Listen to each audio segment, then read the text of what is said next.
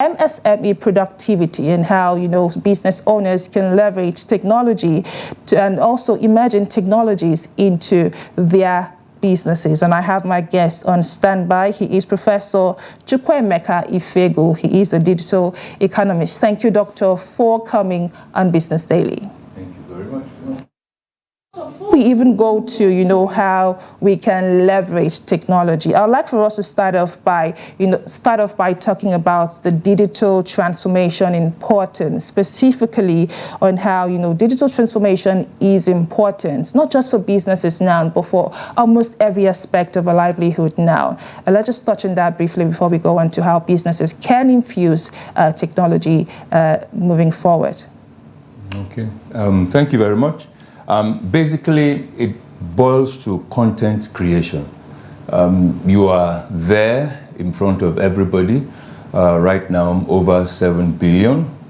So once your content is catchy, is impactful, it would impact on your inventory and then your bottom line and, of course, what you take to the bank.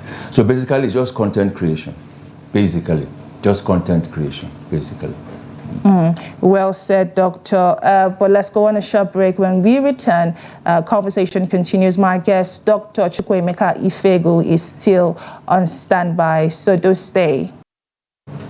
And you're still watching Business Daily, coming to you live on Trust TV. And just before the break, we started a conversation on how MSMEs in Nigeria can infuse technology towards creating better efficiency in their businesses. And of course, like I believe the world is, fast moving with the times, and the world has become a global village where communication is now easy, distance and all of these other barriers have been broken due to technology. So the question now is, how can MSMEs, leverage emerging technologies? I have my guest still with me, Professor Chukwuemeka Ifegwu, who is a professor of digital economy. Thank you again, Prof, for coming on the program. Thank you. Okay, Prof, I think it's just important that we already, go on and hit the nail on the head now.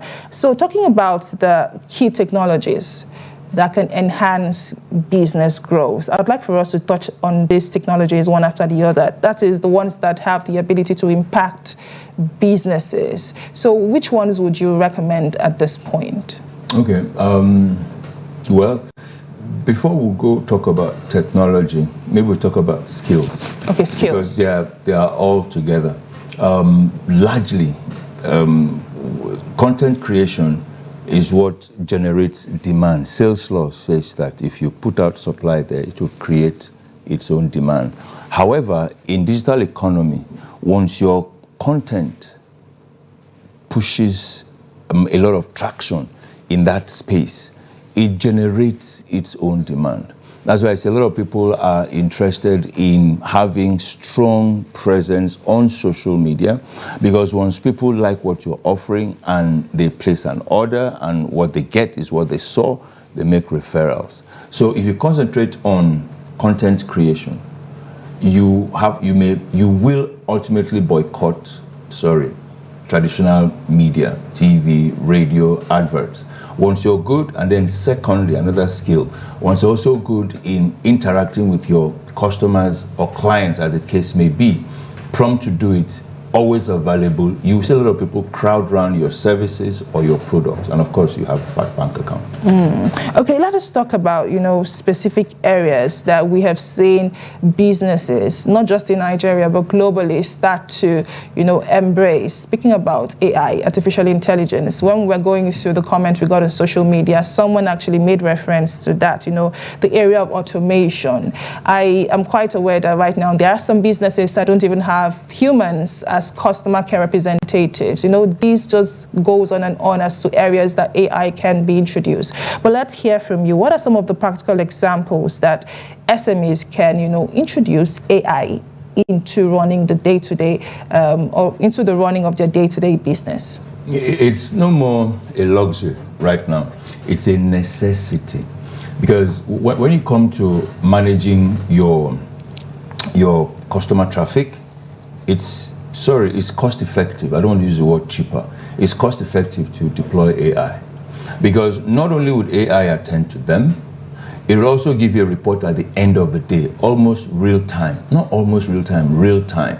And that also helps you to, on your toes, assess your impact.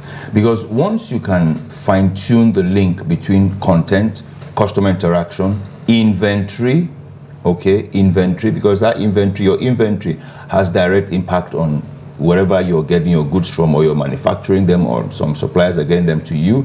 Once you can manage your inventory, ultimately your bank account will be fat. Remember, I keep using that phrase, your bank account will be fat. So that is for managing your clientele. AI in terms of inventory management, because you don't have to, you don't have to put out so much money to have this technologies work for you. Years ago, of course, you know about Walmart. Walmart was smart. The management, they were smart. Even before today AI, they invested heavily in satellite technology. And that helped them to connect all their stores. So on the go, as one product is leaving any of the millions of stores, it shows you instantly your balance in your inventory. It shows you instantly your balance in instant. You don't need to sit for a board meeting. It's instantaneous. Now with AI, it's automated. You can have it. It's cost effective. So AI is no more a luxury. It is now a necessity, and for heaven's sake, it is cheap. There are free offerings out there. Because as the last time you brought me, I told you we are progressing fast to the metaverse, our world out there, and these are entry points into that world.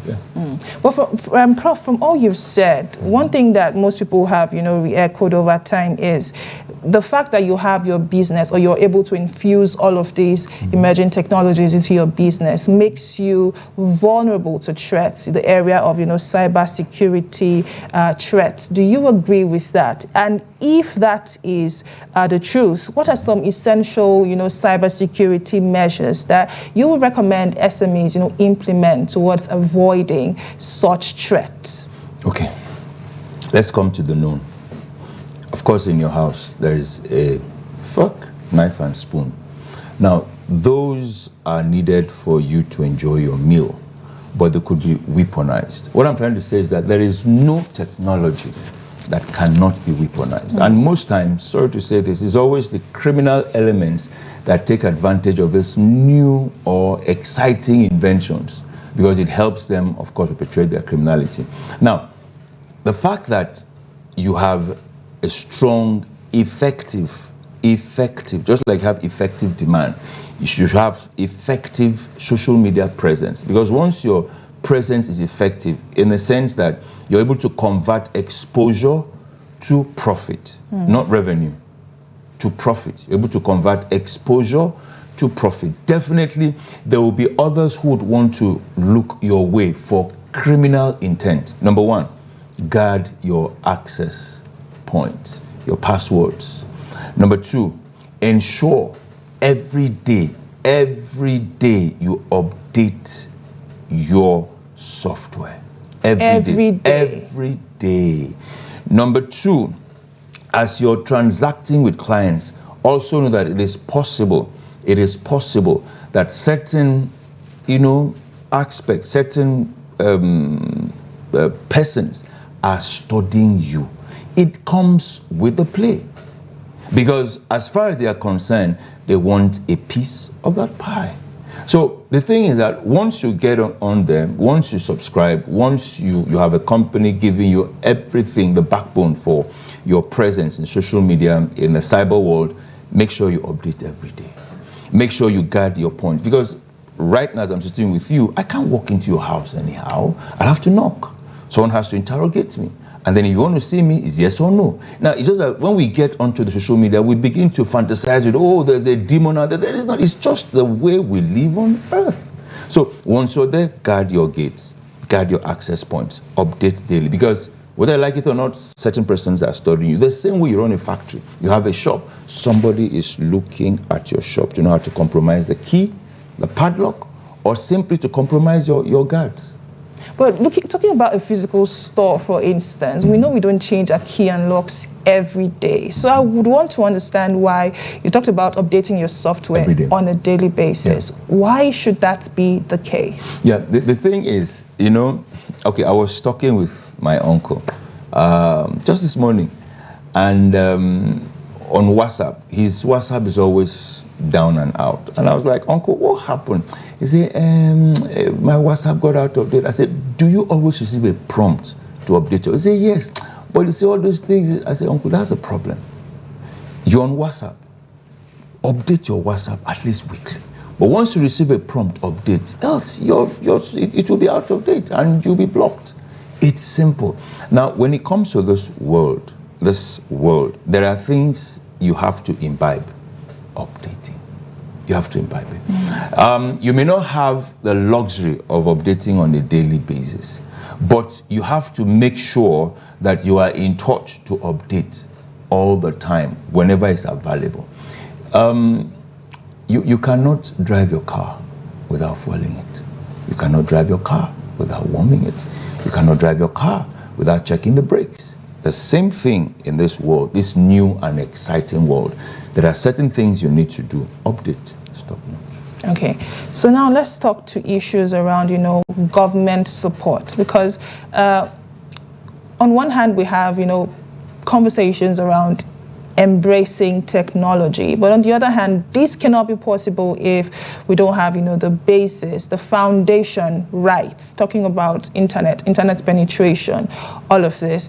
But looking at the environment, the business environment, would you say that Nigeria, or the policies and everything put together, is favorable towards really using and really embracing technology in business?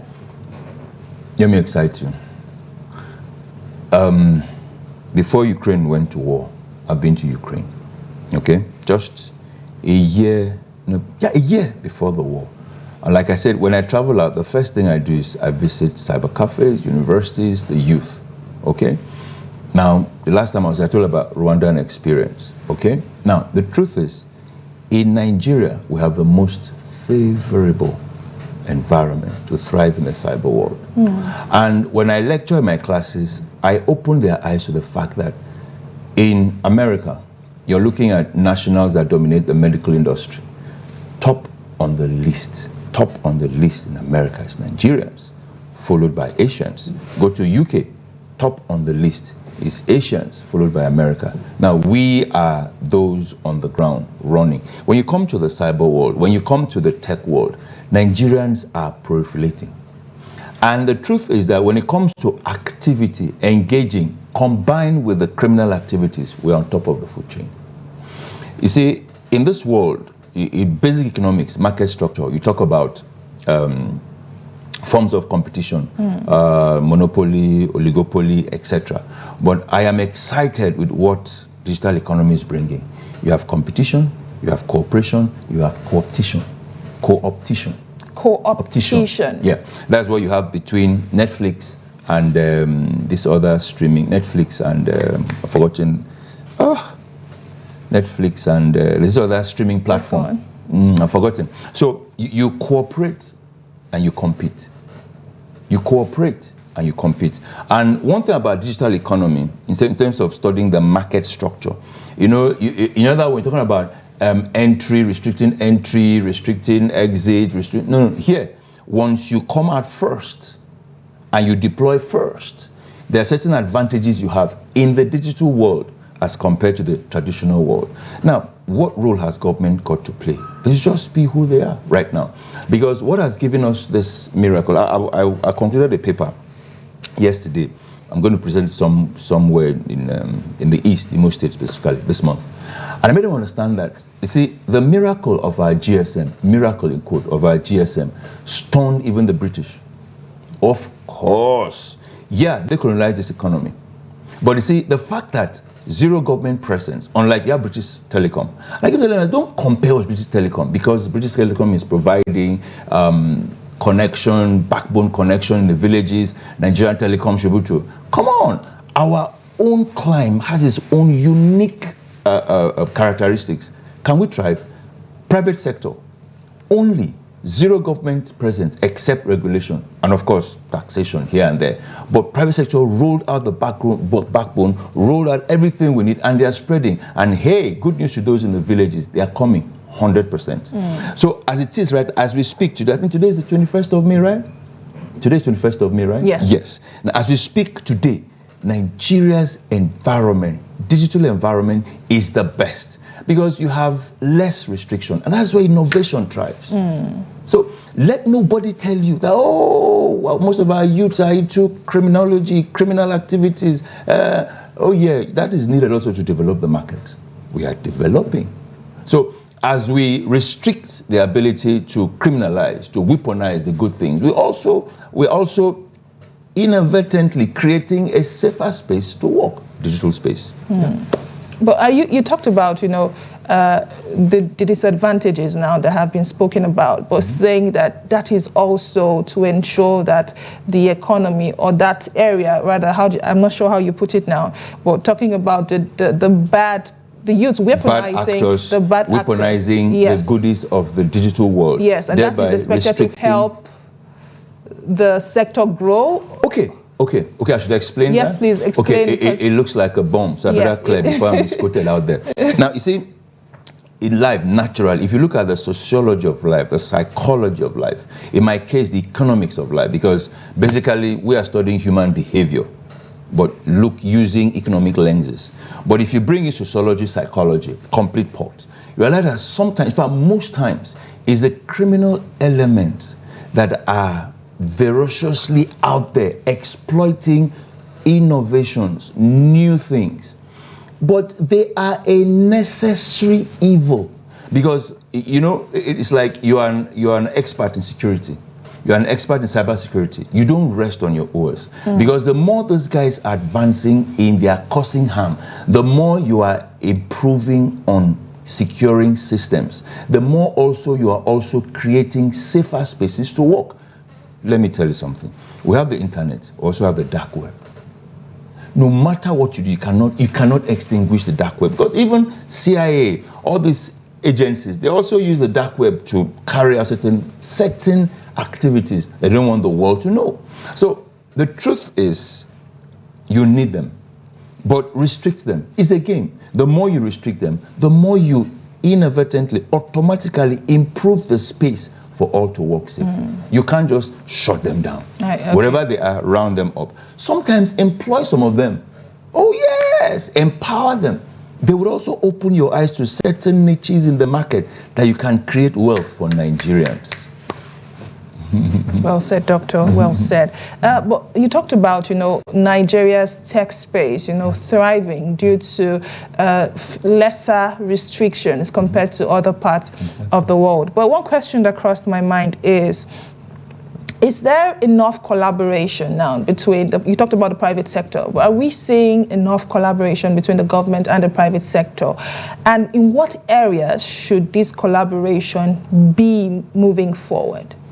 That's a very important question. That's a very important question. 2 weeks ago, I was in a conference, and they were majoring on the part that government has to play to ensure this revolution, this digital revolution, creates jobs. My take, government should stand aside. Because I'm sorry, I know I'm on government's payroll, but most times, even in the US, even in Saudi Arabia, the government messes up a particular industry. So when they go in, so in terms of productive activity, they don't mess it up, because they come in with their cronyism, with their corruption, with their bureaucratic bottlenecks. Just stay out. Where we only need them to do is to study the market, create regulatory space where the market can grow. That's the only cooperation we need from them. The rest is make sure you create an environment in terms of finance. Make sure you create an environment in terms of innovation. Make sure you create an environment in terms of engagement for investors, venture capitalists, to meet the smart boys. Look at the boy in Kano, from a village 1 hour away from Kano City, had this beautiful invention that gave NCC beautiful testimony. Somebody who's not even Kano City. So how do you get venture capitalists to meet up with the smart boys and girls who are bringing up new innovation? The government only needs to create the environment, back out. But as it is today, they're doing a good job. You talked about venture capitalists, and it just crossed my mind that I feel it's important that, we address how businesses seeking to expand can attract venture capitalists. Are there means, especially since you're talking technology on the internet, that these businesses can, attract these people who are willing to invest and grow their businesses? Yeah, that's, I tell my colleagues, see, traditional macroeconomics is different from digital macroeconomics. There are areas where they coexist. There are areas where you have some similarities. But sorry to say, I call them sweethearts. It's a whole new world. Now, you see, in this one, the safest way that we can drive this growth, the safest way that we can do what the world that you want us to create, where we can make it easier for venture capitalists to meet with businesses, meet with startups, is simply to invest in hubs. Now, one thing about Nigeria, I love my country. Hubs is a place where startups can meet with venture capitalists, but to plant a hub that needs just 1 million, you see a quotation of 100 million, frustrating the essence. That's why I met with some officials in NCC. I said, look, take hubs to slums. Immediately after that Kano experience, take hubs to slums. How? You don't need to build a gigantic, you don't need to raise a gigantic structure. You don't need to put media. You don't need to put all those stuff. Take Facebook Live. Get these boys and girls. Let them, so to say, pitch their invention, pitch their business, pitch what they're doing. Put it on Facebook Live. It can be watched remotely. Now, when you put it out there in social media, there are so many venture capitalists looking for fresh ideas. Look at our fintech space. Beautiful testimony, our fintech space. You can see there that they've been able to attract a lot of venture capitalist interest. OPay, VBank. Oh, let me not mention them because they're not paying, I'm not going to mention anybody. They're not paying us to advertise them. But you could see the activity, you could see the energy, you could see the excitement. Right now, they are all the digital banks, all the fintechs, they have the fastest rate of not only customer retention, also customer base growth, faster than traditional banks. The future of banking is not with the traditional bank, it's with these ones. So the easiest thing we can do is to remove the barriers when it comes to raising hubs, carry hubs to slums, bring hubs to cities, bring ad hoc hubs where you could have this venture capitalist meet. Let them pitch what they have. Businesses, startups, ideas, put it on social media. You'll be amazed, they will come. All those ones I mistakenly mentioned, they were just doing their things. And before you knew it, they gathered their results. And before you knew it, there was interest. Dollars started coming in the millions and billions. Okay, Prof, before we go, unfortunately our time is fast spent, but you are someone that has monitored this space for years and years. So are there some, future trends that we should probably, be looking out for, especially in the area of digital economics? Okay, number one, in terms of, I'll break it down to the bricks that we understand. Shops as we have them. I want to start a business, I'll rent a shop, I'll display my goods, customer, hello, come and buy. It's going. Landlords, get ready, you're going to lose a lot of money. Because already are losing. I was, just briefly, I was in, when MBS told us that Nigeria's unemployment rate has dropped to like 5%, people were making noise and blah, blah, blah. They told us the current convention for measuring unemployment, and it's true. As it is right now, I told them, better begin to investigate those who are involved in online enterprises because they are making a lot of money. I know you might be interested for taxes, but these guys are making a lot of money from their homes. So in other words, those of you who are in real estate, get ready. You're going to lose income because the future of business is virtual. Now, let's come to education, my own sector also. The future of education is virtual. You can come in, have your classes, but most of it is going to be virtual. Meetings, virtual. Exams are going to be virtual. Oh, yes, it's going to be virtual. You'd come in paperless. Now, let me come to the banking. You already know. Right now in Nigeria, the future is digital bank. These guys are investing a lot of money to discredit these virtual banks and fintechs, but they're wasting their time because the unbanked will tell you it's easier for me to walk up to them and open an account. It's easier for me to complain. They will tell them, oh, if you don't have a bank branch, when your money is lost, you can. And I tell them it's a lie. It's a big lie. Those that have big bank branches that closed shop, or did you get your money? They'll tell you no. But this one you can see them. And one thing about them is that they attend to you promptly. If you allow me, I'll keep opening up sectors, things that are going to happen in the future. So it's an exciting future. Let nobody tell you anything about doomsday prophecies. No, it's an exciting future. I mean, I can see the excitement written all over you. And already we are starting to see these things play out. You talked about the fintech space, the education space, and generally businesses, the business space as well. So thank you again, Professor Chukwuemeka Ifegwu, who is a professor of digital economy, talking about how MSMEs can, increase productivity and efficiency by leveraging emerging technologies. Thank you again for all the insight on the program. Thank you. Well, this is where we say our goodbyes on this edition of Business Daily, coming to you live on Trust Television. But join the conversation on social media. How have you infused technology in the day-to-day running of your business? And what has, the feedback been for you? Let us hear from you. My name is Chiamaka Enendu. Thank you for watching, and bye for now.